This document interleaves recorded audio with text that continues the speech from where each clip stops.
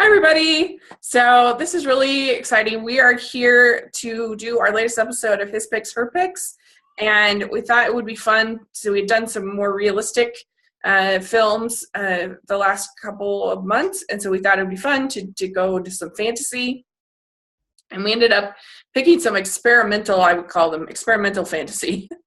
And so we're going to be talking about Time Bandits and Stardust. And so Richard is here with me, and you want to introduce yourself, say hi? Hi, I'm Richard. I just did a video with Rachel a couple of days ago. Yeah, and we've been doing this for almost a year now. That I think we started it. I think we started in 9 months. I think we started in October because the first one we did was horror for around the Halloween season. Oh yeah, you're right. I was thinking it was a little bit earlier than that, but you're right. AJ and I did three. I think our first His Picks, Her Picks, I think it's been about a year, but you're right. So yeah, this was interesting. Part of the reason why we ended up with these two is that it was harder to find, because the idea of the show is that I pick something that Richard hasn't seen, Richard picks something that I haven't seen, and then we watch it. And there weren't that many fantasies that either of us hadn't seen. And I'm not a big fantasy person in general. I mean, I try to be a team player and watch the movies anyway. But I don't know, even when I was a little girl, I just never got into it that much. I liked stuff, I preferred stuff that was more grounded, like where my friends were all into like a Lord of the Rings or that kind of a thing. I was more into Little House on the Prairie or Anne of Green Gables or Little Women, or that was the kind of stuff that I liked. And so I just never have really been that. And I liked fairy tales. I like princess stories, things like that. But I never really got into fantasy. What about you? Yeah.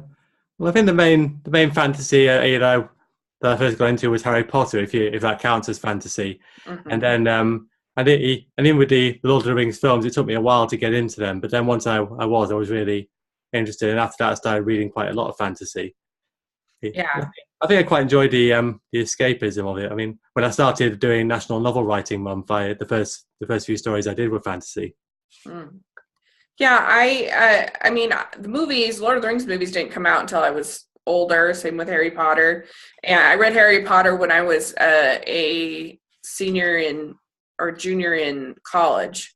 So it's I feel like if there had been Harry Potter, I'd liked Roald Dahl. Roald Dahl was very good, yeah. So that was able to get me. I think I would have liked Harry Potter as a kid.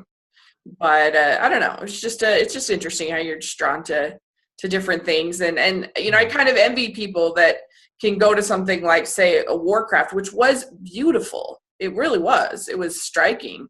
But man, I hated that movie so much. It was so frustrating for me.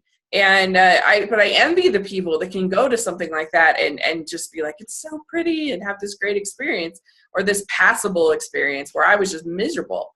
And so it's an interesting thing that people have such different experiences. You watch the same thing, and people can have such different experiences. So I don't know. These two films, though, I feel like they're both, even within fantasy, they're both, I would say, like I said, experimental. They're both, as far as particularly with narrative, I think that they're both experimental with narrative. They're not similar to Lord of the Rings, let's say, where you have a specific kind of end goal. You have all these different things that are preventing the hero from getting, from completing the goal.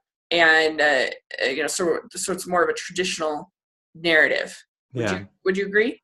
Hey, I would agree that these films kind of take themselves a bit less seriously than something like Lord of the Rings or more conventional fantasy. I think Stardust does take itself a bit seriously. It's not fully tongue in cheek in the way Time Bandits can be, but it does do things a little bit differently.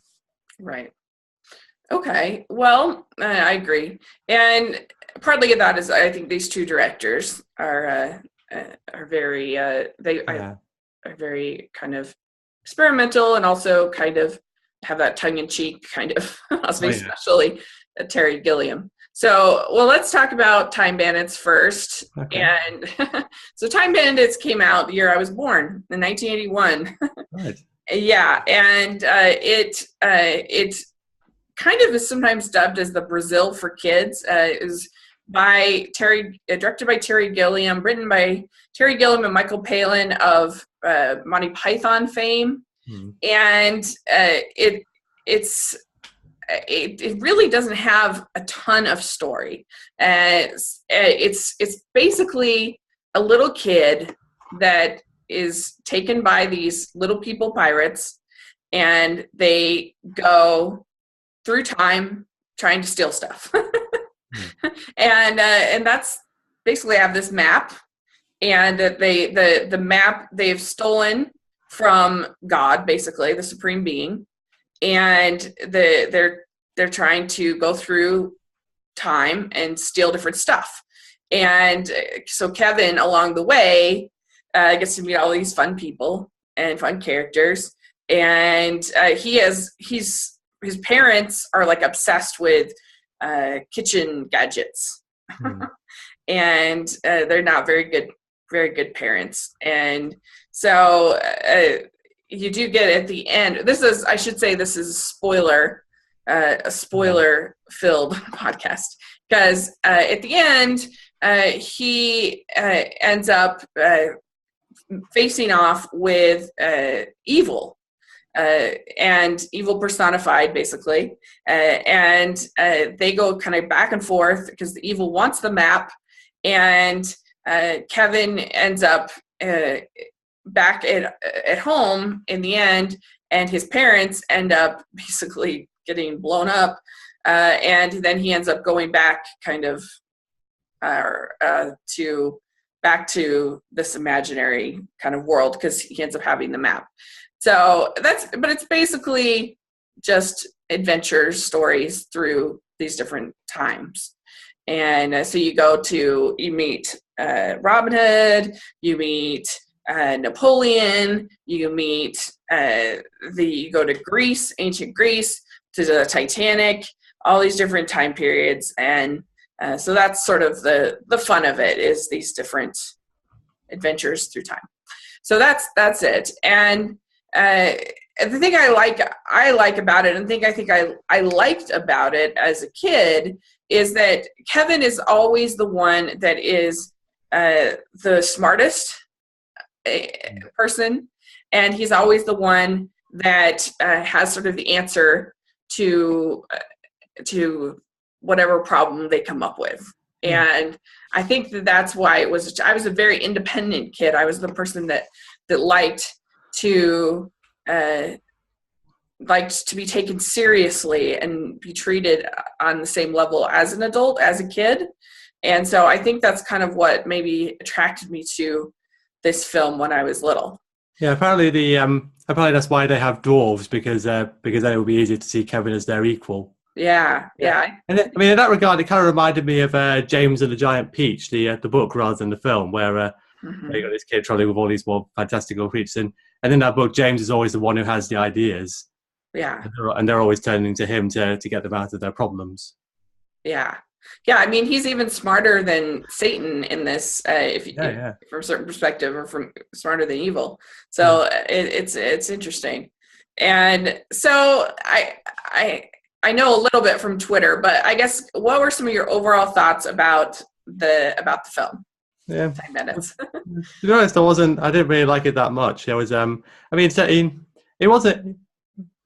I wasn't bothered by the fact that there was no story per se. I mean, I think there have been other films that don't have that much of a proper narrative that I've been okay with. But I do generally like having a narrative, and I wasn't really finding I just wasn't finding what was going on that funny, or I was really getting into the characters either. So I just kind of struggled to really gel with it. Mm-hmm. It's I get it, it's not a perfect movie. I don't try to like defend it in that way, and I admit that maybe have a little bit of nostalgia with this one, but I don't know. I enjoy it. I watch it and I just think it's so different. And I guess it's the kind of fantasy that I can get into a little bit more than some of the others, because I'm not sitting there wondering what is happening. I don't understand. I don't understand the rules. I don't understand the logic. I don't understand. Like, I feel like this is a little bit, it's simple as far as what's happening. And I do appreciate that about it. But I understand that that it wouldn't be for everybody, and that it's, I wouldn't, certainly, I'd give it like a B. I don't think it's perfect by any means. So I get it. Well, let's talk about some of the things about it. So Terry Gilliam, like I said, he is part of Monty Python, and Michael Palin as well. And so you can kind of feel that a little bit watching it. And yeah, because John Cleese is in it as well. Is he playing Robin Hood? Yeah. It's weird seeing John Cleese without a mustache. I'm used to his mustache. Yeah, that's true. That's true. So we start out. Did you think it was sort of fun, at least the scenes where he is taken by the pirates? Like, was that fun at all for you? Yeah, I did like the setup that we kind of established his quite boring life with these parents who just watch TV all the time, very consumerist parents, and then he gets sort of almost a changeling fantasy where he gets taken away on this big adventure. Mm-hmm. It was just the just kind of the contents of the adventures that didn't really do it for me. But I did like I did think the premise seemed pretty good as I was going into it. And I'd like just as just as you start off, you kind of see how surreal it is as well, with like when first people bursting through the wall and then the big face coming after them. It was kind of already reminding me of Brazil in that regard. The cinematography felt quite similar to Brazil. Mm-hmm. Yeah, it does. It feels a lot like Brazil, yeah. But obviously for kids. Yeah. Did you? So the first visits with Robin Hood, Napoleon, did you like those at all? With the thing of Napoleon, I was first quite surprised that we're seeing this big battle where people are clearly dying. There's a lot of carnage going on, and they're not really bothering about that, are they? It's all just the doors themselves just kind of ignore it, and we get straight to this little show with the Napoleon's watching. Yeah, and their way that they're able to get the money from and steal from Napoleon. Yeah, and I thought it was quite clever how when they got to Robin Hood, they got all these peasants who were like in rags and looking all filthy, and then Robin Hood comes in just looking all really clean and with his usual Lincoln green on. Well, and I kind of liked the what do you call it? I kind of liked the play on Robin Hood, is that he's actually kind of a jerk. Like, he's actually not a good guy. Big celebrity guy who loves the attention. Yeah. Yeah. I thought that was pretty funny. I could have done without the Shelley Duvall. That part's a little weird. I didn't think that was funny. Yeah.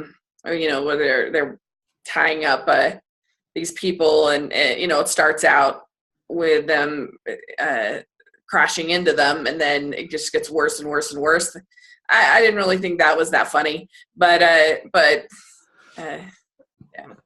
And then when they got to Napoleon, certainly I couldn't really get what was happening. I wasn't sure what the point was supposed to be. But and then we get to Robin Hood, and I kind of settled more into more the fact that it's kind of this series of episodes in time.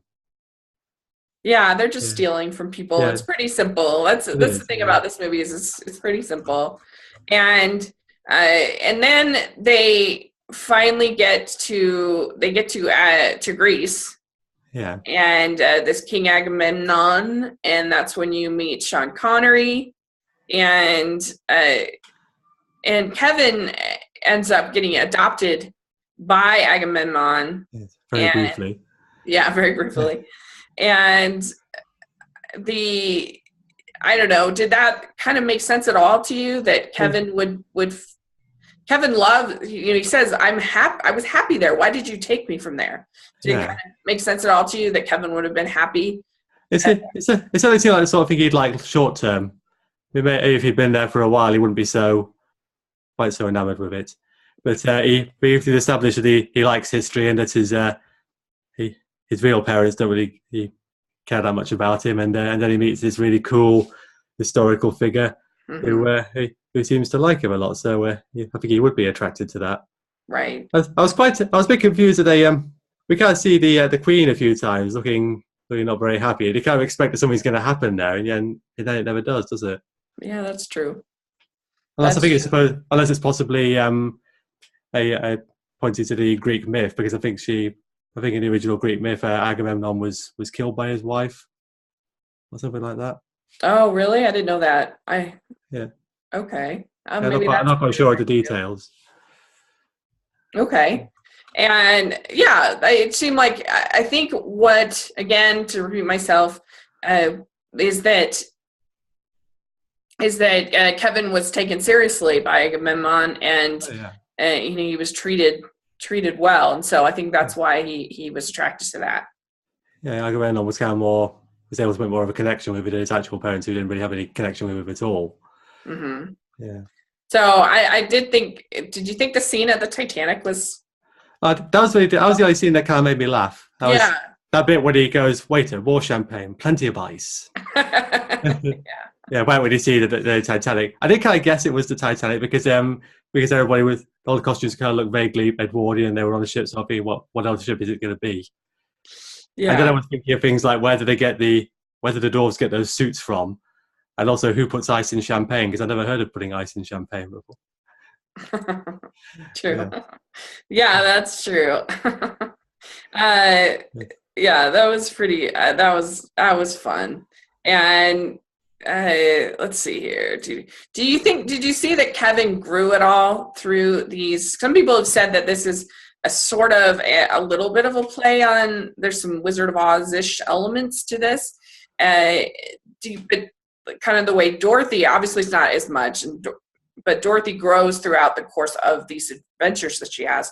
Yeah. Did you see any of that at all with Kevin as he goes through these various adventures? Yeah. I think Kevin was essentially the same person as he was when he at the end, except for maybe things that he'd kind of gained certain knowledge, but he hadn't really changed as a person. I think he gets some confidence, through the end of it. You see a certain growth in him that by the end, when he's able to confront evil, and I think you see some growth in him, but not a huge growth, but you see some growth. Because in most of the movie, he's the clever one in the group who has the problem solver. Yeah. Yeah. He never really kind of properly gels with the dwarves, because the dwarves don't really fully understand him. They kind of project their own desires and motives onto him, kind of assuming that he'd be interested in what they're interested in, despite all evidence to the contrary, because he's interested in the history of it. Yeah, and they're just interested in the money. Yeah. But they get to this point where they're at the they're at the Fortress of Solitude, I think is what it's called. Is that Superman's Fortress of Solitude? Yeah, or maybe what is it called? Fortress of, I can't find it. But anyway, they're at Satan's fortress. They think it's the Supreme Being at first, and then it reveals that it's Satan. And Kevin is the one that figures out that there's this hole in the map. Yeah. And they actually say, you're a genius, and then so they're able to confront evil. And I think that's, again, this is why this was in the 80s, this movie did really well, and it was very appealing to kids, is because that's what kids want to be, the smartest kid in the room. They want to be. Yeah. So the idea of being the genius and confronting evil, and that's very appealing, I think, to a little kid. Yeah, it's the same with Roald Dahl, isn't it? The like James and Matilda, and those characters. Yeah, that's a good example. So, and he's the leader both morally and in pretty much every other way. Like, he also is the one that makes the right choices too, like whereas the little people are stealing and doing bad things and all of that. So he's the right one morally also, which is interesting. Especially when you have a story with the supreme being, with basically God and Satan, that you have the little kid is the one that's making the right moral choices, which is interesting. Yeah. Did you notice this evil was played by David Warner, who was in Titanic? Mm-hmm. Yeah.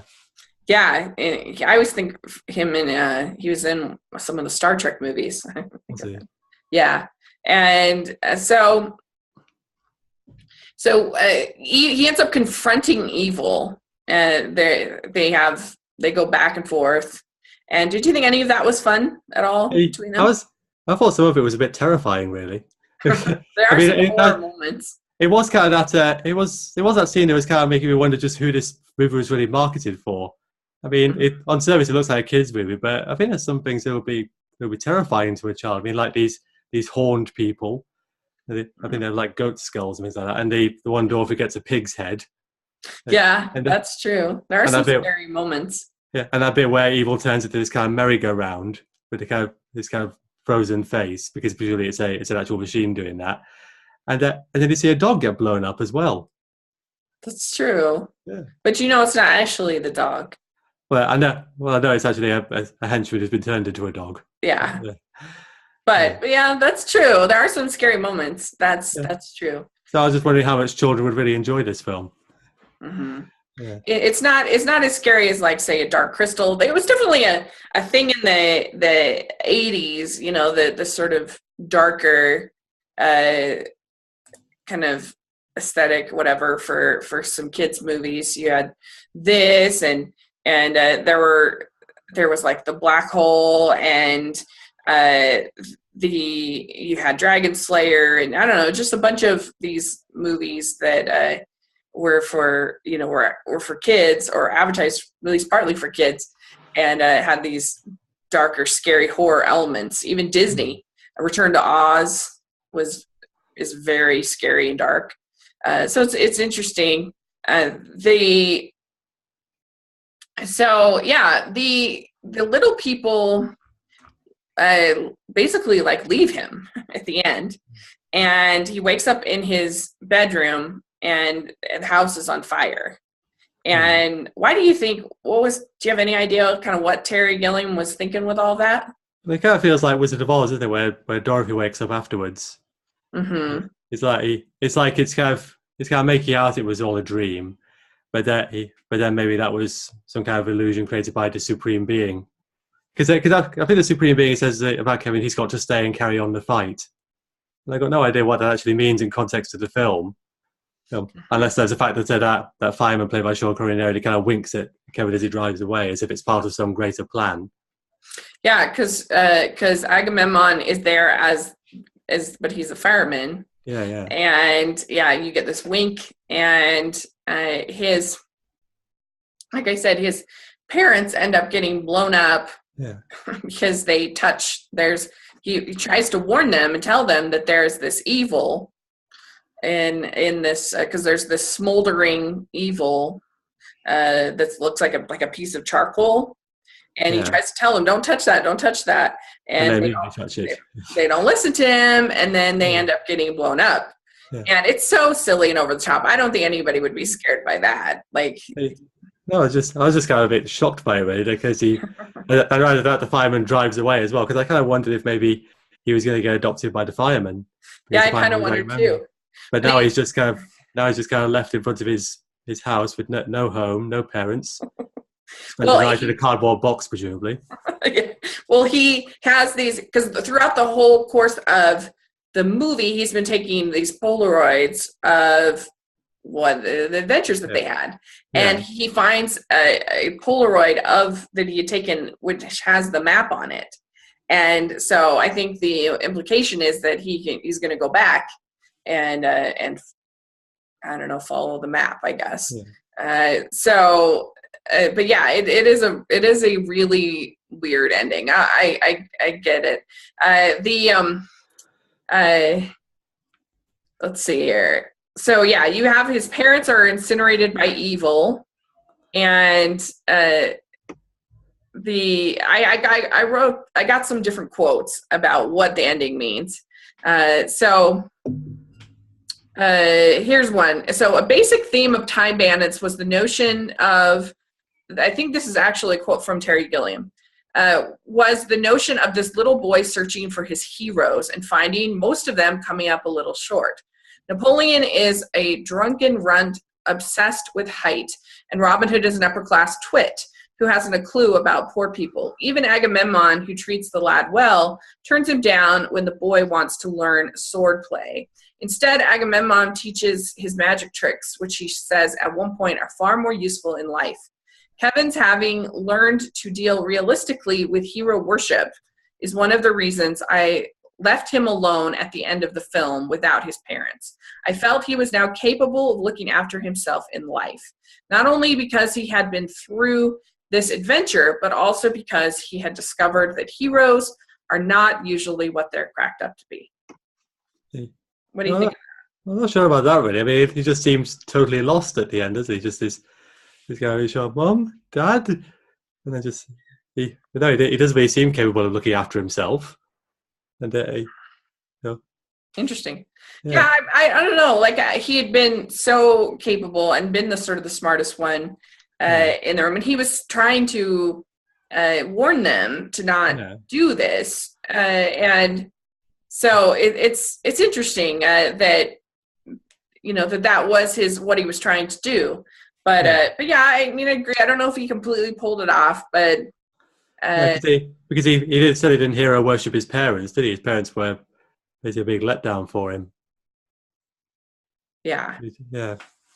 It's interesting. Let's see. And then some others what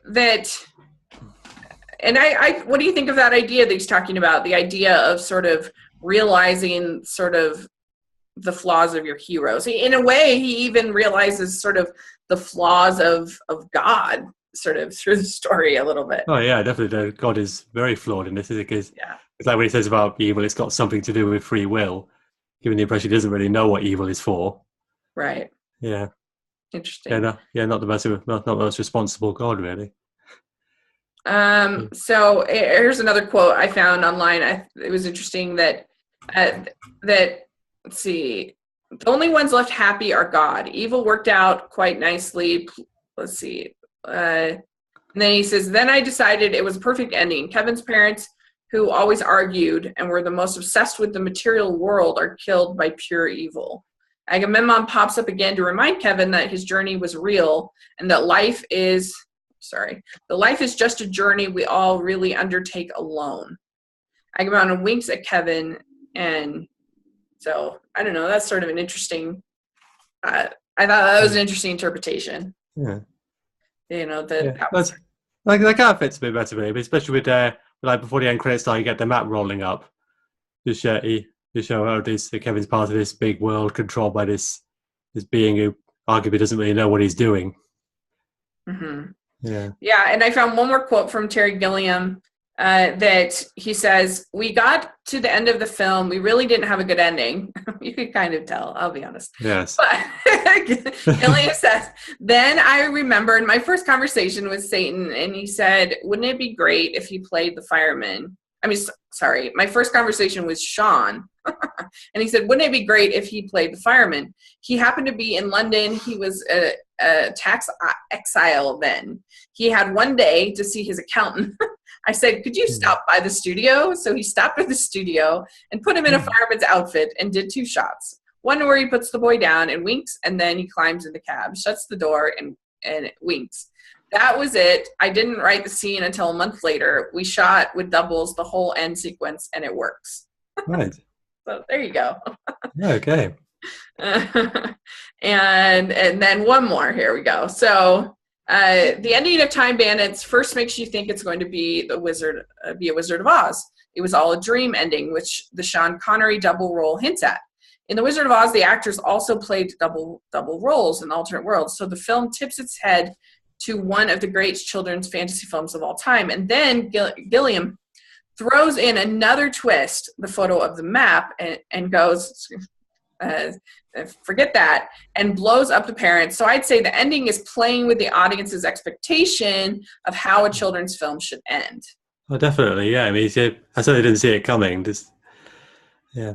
Yeah, and I'll just do one more, and then we'll start talking about Stardust. But people seem to not like ambiguities anymore in films. They want everything neatly tied up and explained for them. That's why American remakes of foreign films make everything obvious the originals left for the audience to work out for themselves.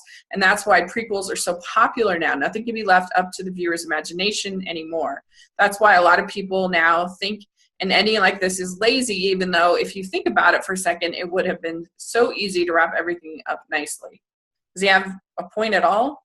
Definitely, yeah. I don't mind ambiguity as such, but then he is right that you do get things kind of laid out more in most films these days. So I don't mind the ending because it's ambiguous. It just seemed a bit depressing that what happened to Kevin. Yeah. Yeah, it is. That even the fireman leaves him alone. Yeah, it might have been nice to see him maybe like a little bit more like confidently sort of maybe entering the map, or confidently maybe even just a confident kind of smile at the end might have been enough to kind of maybe make it a little bit more sort of comforting way to end. He had been so, I think, such a smart, confident character, like them even saying you're a genius, kind of a thing throughout the whole film. Yeah. I mean, with regards to the fireman, I was kind of wondering if maybe he was a reincarnation of Agamemnon, because the fact that Shelley Duvall and the guy she's with, they turn up on the Titanic and in Sherwood Forest, that would kind of indicate that reincarnation or something like it is a thing in this universe. So maybe that was the same thing that led the Sean Connery to be a fireman there. Yeah, maybe. Yeah. But then the fact that he winks at Kevin would indicate that he does know something. Mm-hmm. Yeah. It's an interesting ending. I don't understand the ending, but I don't know. I have fun with it. What about the visuals? Did you think that it was visually inventive and creative and throughout?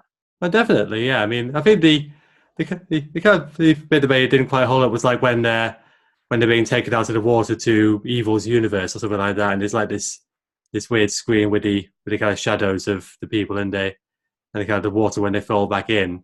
It just looks strange, but like I said, the cinematography, it felt a lot like Brazil. It was sometimes a bit overwhelming in how surreal it was. Yeah, but I did think that was pretty good, and I would say, and if there were any flaws in it, I was able to accept that because it was from the 80s. Yeah, I mean, you do really enjoy sort of the practical feel of these films from the 80s, and it's just something we don't get anymore. And I think that I just prefer it. So it's just so much more to use I hate using the word fun because I feel like it's so, but it is fun. It feels more creative. It feels more immersive than the CGI that you often get in films today. And so I don't know, I really enjoy that about it. And it's so, because they go into all these different times and going to all these different worlds and stuff, it's constantly changing and evolving and giving you new visuals and new things to see, which is a lot of fun. Yeah. So that's probably the strongest thing about the movie is the visuals. And I think that for the most part, all the acting is good. It's fine. I think Kevin is certainly, yeah. Kevin is pretty good, I think, child actor, decent, And so the last question I just had is the music is done by George Harrison of the Beatles and a guy named Mike Moran. I don't know, did it stand out to you at all? It mainly stood out to me because it was very 80s music again. Yeah. I mean, like right at the start where you hear the synthesizers, and then when you get to Evil's Fortress, you get this trumpet music. I quite like the music over the end credits as well, because I kind of watched the end credits just to see if there was anything more. Yeah. But no, the music was pretty strong, I felt. Yeah, agreed. And it kind of does have a little bit of a George Harrison feel. His stuff was always a little more experimental. I think of the Beatles, he was the most experimental of them. So it kind of fits. I feel like it's a good fit. That was basically all my questions. I mean, like I said, I would give Time Bandits, I'd give it a B, just because I do think it's fun going to all these different worlds and times. And I do like movies where kids get to be sort of smart, and I think that's an empowering thing for kids. And I maybe I have a little bit of nostalgia for it, I guess, but I enjoy it. I like watching it. I have fun with it. But I admit that it's not an A movie. It's definitely got lots of problems. So I don't know. I know you weren't a big fan. Would you give it like a... For my own experience of watching, I give it like a 3 or 4 out of 10. Okay, fair enough. All right. I understand why people would like it. I'd probably give it like a 6 or 7 out of 10. So, all right. Let's talk about Stardust. Okay. Here we go. So Stardust, 2007. We're going big jump in time here. Do you want to tell us a little about it? Okay. Well, it's based on this. It's more of a novella, really, by Neil Gaiman. It's not a very long book. But, have you read anything by Neil Gaiman? I know you don't like fantasy anyway. I have not that I'm aware of. What have you read this book, Stardust? Yeah. Okay. Yeah. So. Yeah, basically, it starts off in this village in England called Wall, which kind of has a portal to a kind of fantasy world called Stormhold. And it starts off with this young man named Dunstan who goes through the wall, and he meets a slave girl, and then 9 months later, the slave girl drops a baby off at the wall, and so Dunstan raises him and calls him Tristan. And then when Tristan is a young man, he's in love with this girl in the village called Victoria, and they agree, and they see this falling star, and they agree that if Tristan can go by the wall and get the star, then Victoria will marry him. And then meanwhile, you get these other characters who are looking for the star because the king of Stormhold has just died, and his 3 surviving sons, and if they can get the ruby that that has now attached itself to the star, the one who can do that will become king. And meanwhile, there's also these witches who want to eat the star's heart, so that they can regain their youth. And so Tristan ends up going in behind the wall and finding the star, who is actually a woman called Yvain. This all sounding a bit weird. It's sounding very weird now as I tell it. Yeah, and they go on this. So they go on this little quest to get back to the wall, and they end up falling in love, and they have this fight at the end with the witches, and at the end it turns out that the slave girl who was Tristan's mother is actually the princess, and because all the princes have died at this point, that makes Tristan the last surviving male heir of the royal bloodline, so Tristan becomes king. And at the end, after he and Yvain have ruled for 80 years, they use this magic candle to go back up into the sky and become stars themselves. Yeah, there's sort of, the way I saw it, sort of 3 different plot points kind of all taking place at the same time. Yeah. You have the witches, you have the kings, and then you have Tristan. Yeah. That you all have to kind of manage these different plots going on. Yeah, because I was kind of realizing that as I was trying to explain it then, because I didn't think it was so bad as I was actually watching it. But just retelling it feels a bit different.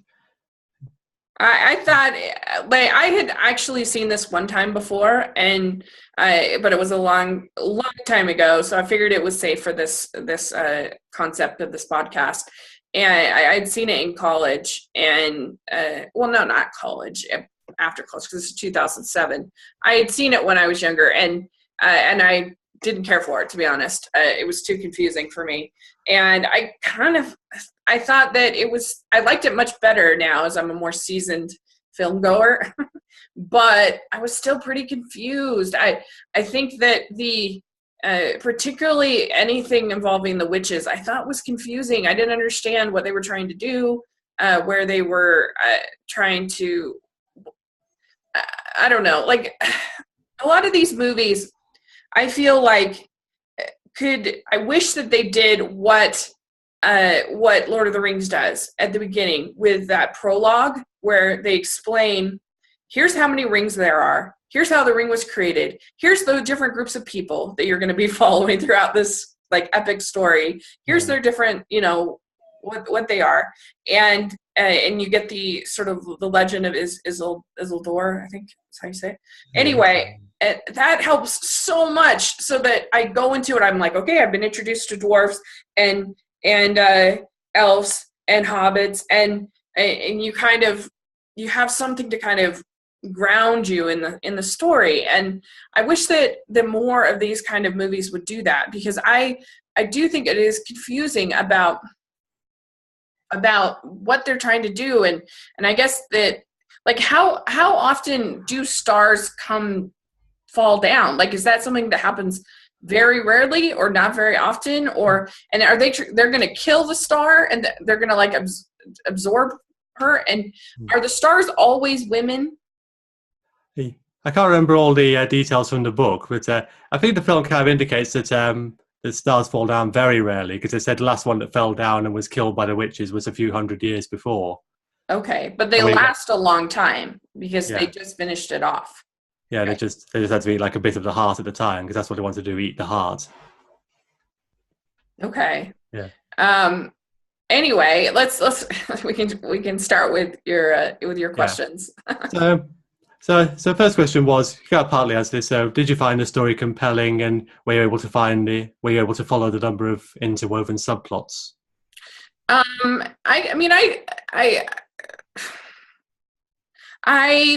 thought it was. I was pretty frustrated at certain points, but overall I appreciated the creativity and I enjoyed it. I don't think it's a bad movie by any means, but I did find it confusing in a number of spots. Yeah, so I can understand why some people would be like that.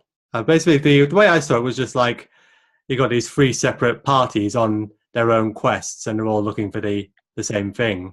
This is what they want to get, the star, and I think their motives are fairly simple. The witch wants to kill the star to get immortality. The princes want to get the stone that the star has, and Tristan wants to give the star to Victoria. What about the stone? I don't remember that. Basically, the king had when the king was dying, he'd taken his royal ruby and said the one who can find the stone and restore it will become king, rather than make his eldest son the king. Oh, right. He's just been hoping that his sons would eventually kill each other until there was only one left, and that one would become king, because that's a traditional thing in that kingdom.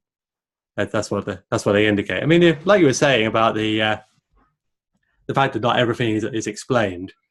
It is one of those stories where they don't lay everything out. There's some things you have to figure out yourself. Yeah. I mean, personally, I think that's okay as long as you can figure it out. Yeah, I think that the more I kind of read and kind of did sort of, I guess, research on it, the more I was like, oh, I appreciate that and the way they did that. And so, maybe it's just one of those kind of movies that you kind of have to dive into a little bit more to really appreciate, which is, I don't think you'd have. I mean, I saw the film before I read the book, so I don't think you have to read the book to appreciate the film. But that's just how I felt. I felt I was able to grasp most of it, and then it kind of gave you enough knowledge of the fantasy world to accept it, really. Mm-hmm. Yeah. I don't know. It's hard to explain, I guess. Like, it's not that I wasn't miserable or anything like that. This is not like Warcraft or anything, but I was just frustrated in certain parts, if that makes sense. Yeah. But I did appreciate the creativity and so it's some performances, and some of the parts were a lot of fun. And so yeah, it's interesting. I think the part that maybe I didn't really understand sort of certain parts, like the scene at the inn, it's like, what powers do these witches have? Like, she creates this inn, she creates she changes people, she changes the one person from a man to a woman. I don't know, I just found her powers to be a little bit confusing about what she's able to do. And then also like her aging that is I guess that's controlled by the star, because she gets older and older. That seemed a little random about her. But anyway, so she was probably the one that I didn't quite get sometimes what was going on with her.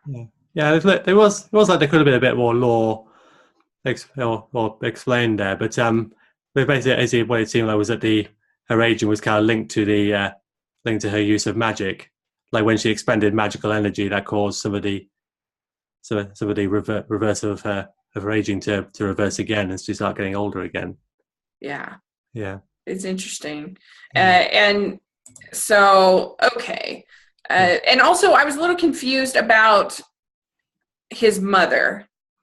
So his mother is the slave to this woman.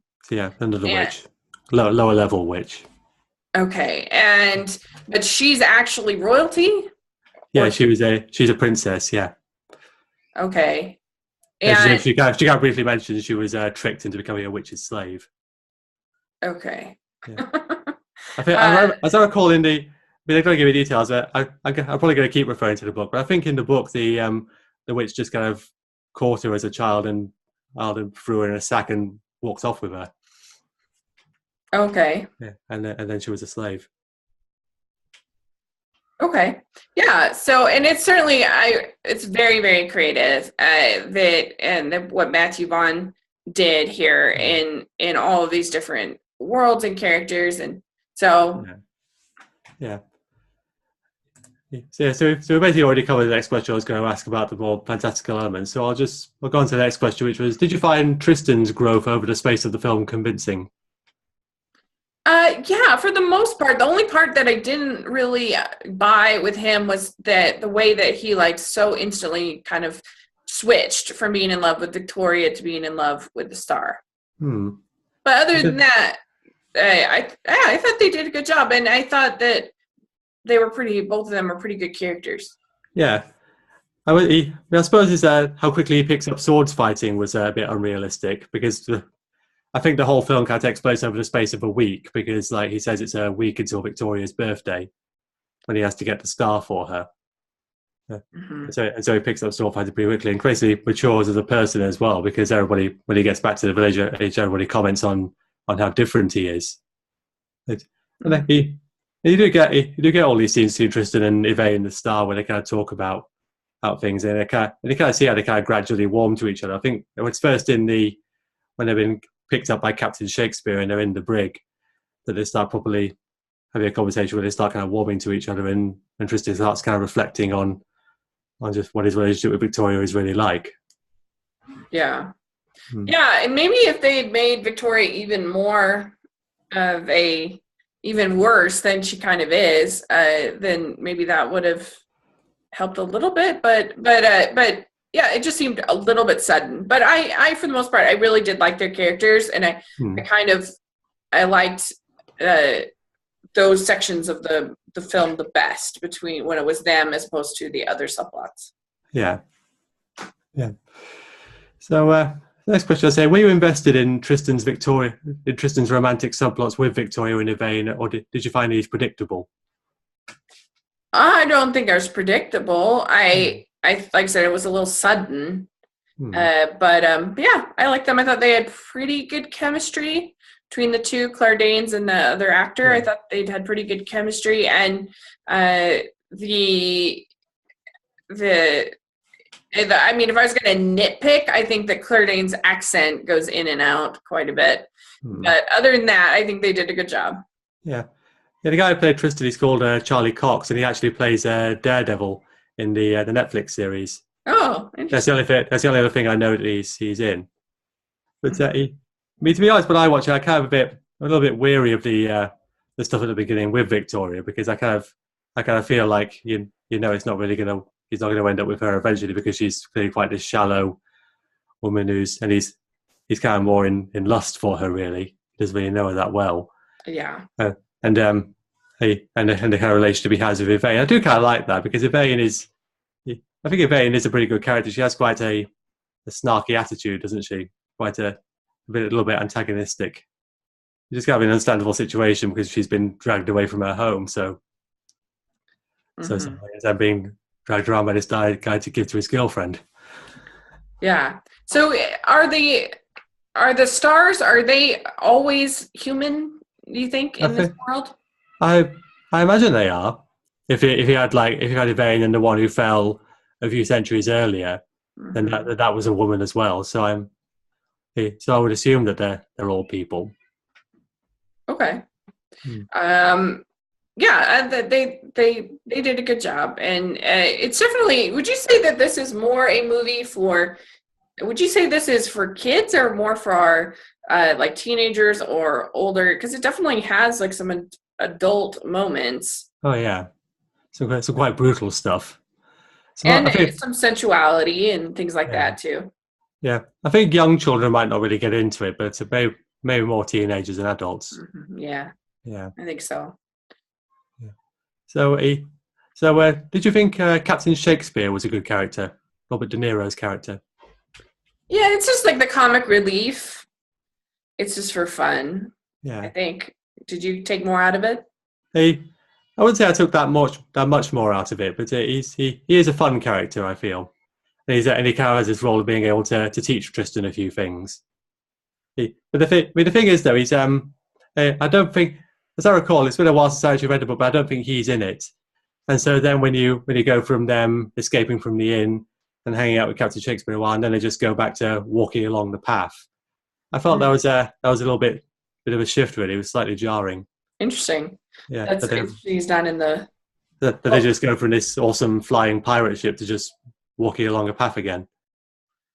Yeah, you need, like, in this kind of story, you need some breathers. You need some in any story. You need the comic relief. You need, even in, you look at Shakespeare, all of his tragedies all have a comic relief to breathe. Not that this is a tragedy, but in any story, you have to have a moment to kind of take it all in. And I think that's kind of what this is trying to do a little bit. Yeah, I understand that. It just felt like quite a big shift. Yeah, and it is for sure. But there's a lot of shifts in this movie, a lot of shifts in tone. Similar to, Time Bandits is the same way as far as that. It's like moments that are really comedic, moments that are really, scary, moments that are, kind of all over the place with that. Yes, but he was probably one of my favourite characters in the film Captain Shakespeare, and Robert De Niro's performance as well. He was clearly enjoying himself. Yeah, he's having a ball with that. Yeah, it's another one of those kind of subverting expectation things. First the fact that that he comes off with this kind of manly, fierce pirate, and then he's really quite effeminate. And then the fact that eventually his crew reveal they've always known he'd been that way, but they still see him as their captain, so they accept it. Yeah. Yeah, that was fun. I mean, 2007, like, I feel like if we had a character, it's just 10 years later, but I feel like if we had a character like that now, it wouldn't be as big a deal now. Like, we're just, I don't know. I feel like that was a little bit more bold then in 2007 to have a character like that. Probably. Maybe not, but I feel Yeah. So I was going to say briefly about Ricky Gervais as well, who plays the kind of trader that we see with Shakespeare and the Witch, and then getting killed by the prince. And I felt he kind of gets quite a high billing in the credits at the end, and also he's on the poster, even though he's only in the scene for a few minutes. Like, I would like forget that he was even in the movie if you hadn't mentioned it. Like, that's silly. It kind of reminded me of in Hail Caesar. Did you ever see that? Yeah, I did. In the way that Jonah Hill is advertised as being this big character, and he's really just in one scene of the movie. Yeah, I couldn't remember that. I mean, I remember that Scarlett Johansson wasn't in it that much. Yeah, Scarlett Johansson, Jonah Hill, like, they're all and so it kind of, but yet they're bold on the poster as these big players, and so it's kind of similar. Yeah, but I think it was just because Ricky Gervais was quite big back then. Yeah, I mean, I thought he was funny. I think he's quite funny in this film, but nothing really special. Right. I think he might have been in The Simpsons as well around this time. I can't remember when it was. Did he present the Oscars at one point? He did the Golden Globes, and it was a big controversy, I guess, because he roasted a whole bunch of people, and they didn't. I guess they didn't like it. Yeah. So I can't remember when that was, but anyway, yeah. Yeah. So. It was really just kind of more about his star quality at that time rather than his role in the film. Yeah. So it was a bit weird. Right. Yeah. Yeah. I mean, I would have completely forgot about it. We should talk about Michelle Pfeiffer. I mean, she definitely gives it her all as well. Oh yeah. In the role. Joy's being evil. Yeah. Yeah. I mean, she's been evil in the past, of course, as Catwoman. Catwoman, yeah. And so I don't know, it's kind of fun to see her ham it up, I guess. Yeah. Because that's what these kind of gritty, the good stuff in these films, when they're able to ham it up a bit. Mm-hmm. Yeah. You get the actors are really enjoying themselves. Yeah. And I mean Mark Strong as well to a degree, who's playing Septimus the Prince. Yeah. I agree. And you do get a feeling of, like, I read that quote with Terry Gilliam where he's kind of like, well, he was in town, so let's shoot this. I feel like there was a little bit of that with this as well, of just sort of that creative freedom of, I know they're working with a novel, but I don't know, there's a certain creative freedom that you can tell that they had with this production. And that, say, with a Marvel movie or something like that, you're not going to have. That they have specific kind of things that they need to work into the story, and they have a specific, kind of world that they can create. I kind of appreciate that about both these films. Yeah. So the next thing would be, did you like the ending? So the ending, remind me here. So the ending. Basically, the big fight with the witches and the fact that Tristan and Yvain become king and queen, and then they end up, and then when they've grown old, they go up into the sky and become stars together. Because for me, that's actually very different from how the book ends. Oh yeah. Yeah. I was just a little bit confused because I didn't understand why he was becoming king. I didn't get. I guess I don't know. That was a little bit confusing to me. Yeah, because all the king's sons had died at that point, and all that was left was his daughter. And because Tristan was her son, he was the last male heir of that bloodline. Okay. Yeah. Because there could only be a man who inherited. Okay. Yeah, it was fine. I liked the ending. You always want to see your characters being happy, happily ever after kind of an ending. It was nice. Yeah. So is it right if I just kind of briefly describe how the book ends? Yeah, please. Yeah. So basically, like Tristan and Yvain, they get to the wall, and Tristan kind of breaks things off with Victoria the same way because he's in love with Yvain now. And when they're there, they actually meet the witch, Michelle Pfeiffer's character, and she does actually say to them that I was going to kill the star and eat her heart, but there's no point now because her heart now belongs to Tristan. So even if she had killed her and taken her heart, it wouldn't make the witch immortal. And so then they're just like, well, bye then. So they just kind of walk away from the witch, and then she's just left there. And then they go on to be, and then I think they go and travel for a little bit before they go and become king and queen in the same way. But then Tristan actually does grow old and die in the book, and there's no candle, so there's no way for Yvain to go home. So there is kind of the indication that she's just going to live forever and be queen forever and just never be able to go back to the sky. Oh, interesting. Yeah, what was the candles? I didn't understand. What was the magic of the candles? Well, basically they can take you anywhere that you think of. So that was how they used the candle to go into the sky at the end. Oh. You think of somewhere to go and light the candle, and it takes you there. Okay. Yeah, but I can't remember if they're actually in the book, but there wasn't one at the end. I wonder why they changed it. Changed the ending. I guess it feels maybe more cinematic. Yeah, that's exactly what I thought. I mean, the ending of the book, even when I was reading it, it's not so bad to be kind of bittersweet in that way, but it felt very anticlimactic. Mm-hmm. That the basically just kind of the witch just kind of gives up at the end, and when instead of the film where we have this big battle, and I I probably preferred the happier ending as well because I'm a bit of a sucker for a happy ending. Mm-hmm. But I did feel that the more Hollywood ending worked better in this case. Mm-hmm. That was just my take on it. Yeah, that sounds like I would have liked that. I liked the more Hollywood ending also. Yeah, So that's interesting. yeah. So next thing, so is what you said about Time Bandits. Did you think the visuals worked, or was the CGI maybe a little bit dated now for 10 years?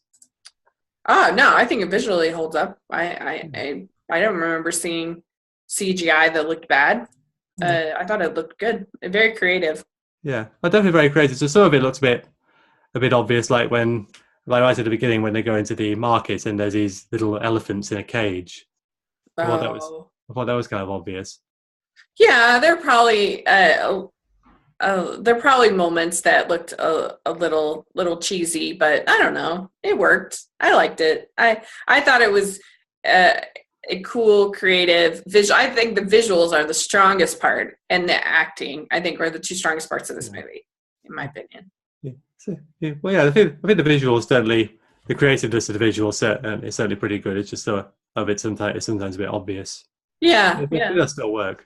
Yeah. yeah. But nothing was like as bad as some of the like say the Quidditch scenes in some of the early Harry Potters or Oh no, not that bad. No. yeah, like nothing was really bad. So I liked it. I thought it was good. But sure, I'm sure if I went through and was really like paying attention, to that kind of thing, I could be like, oh well, that image looks a little cheesy, or that looks a little. You can kind of see that era of CGI there. But I thought it looked good. Yeah. Mm-hmm. And then last question. Makeup, I like the makeup, like her old lady makeup looked good. Oh, yeah. That was very good. Yeah. Yeah. Yeah, I guess sometimes the way that the brothers looked a little cheesy. All the dead brothers. The way that they did that. You mean it kind of goes to like the axe in the head and the kind of flattened face after he's fallen over the balcony. Yeah. Yeah. But yeah, the costuming I thought was really strong. The makeup, the world building, I enjoyed. Yeah. Yeah. With they kind of go. So they kind of like some of the darker humor in this story about these brothers who are all basically required to kill each other. Mm-hmm. And like this prince who's like directed to go to the window by his father and then just gets pushed and the king laughs about it. It is kind of thing that Matthew Vaughn does generally, I think. Yeah, I've heard that. I haven't seen that many, or I don't know if this may be the only one of his movies I've actually seen. I think he did Kick-Ass and Kingsman. Yeah, I haven't seen either of those. Right. Yeah. So last thing I was going to ask, did you like the music? Oh, I've seen X-Men First Class. X-Men First Class. I like this much better than that personally. But yeah, X-Men First Class is overrated. Agreed. Yeah. So, sorry, but what were you saying? So, last question. Did you like the music in this film? Yeah, I did. I did like the music. I thought that it really fit and it gave that kind of mythical sort of feel to it. I enjoyed it. Yeah. Yeah, I did like the more dramatic scene music as well, like when the star first falls down and then at the scene where Tristan becomes king. That's good. Mm-hmm. I seem to recall I think there was an advert in Britain for beer once that used that music at the coronation. Oh, really? Yeah. Interesting. Yeah, and then that song at the end as well by. Have you heard of this British group called Take That? Mm-mm. No, I don't think they were really that big in America, but they basically sing the song over the end credits, "Rule the World." Okay. It's the only song of theirs that I'm really enthusiastic about. Yeah, but the rest of my family are bigger Take That fans than I am. Oh, okay. Yeah, I haven't heard of them. Were they like Backstreet Boys or something? A little bit. Like they first formed in the 90s, and then they split up, and then just a few years before this film came out, they got back together, and they're still together now. And they were actually supposed to be performing at the Manchester Arena this week before the bombing. Okay. Yeah. Huh. Interesting. Yeah. So, what would you like between 1 to 10? What would you give Stardust? I'd give it an 8, verging on a 9. I think. Okay. I just think it's a good fun, entertaining film, and like I say, the experimental fantasy project really serves it well. Okay. I'd give it somewhere maybe like 6.5. Okay. It's fine. But I did find it a little convoluted, a little cluttered. Yeah. And but I do enjoy it for the good things that it has. So Yeah. there you go. Particularly the performances and the world building are, I think, the strength of it. Yeah. And so that's always fun. So yeah, so this was fun. Something different to kind of talk about and look. And so if anybody is in the comments section, then please put down what you think of these two movies and what you think they're trying to say, or what you like the most about them. I would love to hear, particularly if you have any theories on the ending of Time Bandits. I'd be curious, or what you think about some of these characters in Stardust. That would be really fun. And if you have any suggestions of what you'd like us to do for his picks, her picks coming up, then just put that in the comment section also. We'd love to hear your ideas, and so that would be fun. Yeah, definitely. Yeah, so where can people find you? Well, my Twitter is PNE Richard. My blog is velociraptor256.wordpress.com, where I do film reviews and some other things. And I also have a YouTube channel where I'm just known as Richard Southworth. Yeah, videos on there at the moment. I will have all of that in the description section, and you can find me at Smiling LDS Girl on social media, and at 54 Disney Reviews on on my blog. And I just posted today my family movie night review of all of the Pirates of the Caribbean films, and also I have my review of the latest Pirates movie on my channel. And I will have my review coming up this week. It's going to be exciting. I will have my review of Wonder Woman and Captain Underpants. So it's a superhero fun week ahead. Yeah, I'm looking forward to seeing. I am going to go see Wonder Woman, I think, when it comes out next week. Yeah, I'm so excited. It's like, yeah. Me too. I'm really hoping it will be good. So. Mm-hmm. So, all right. Well, thank you very much, and we will meet again next month. Okay.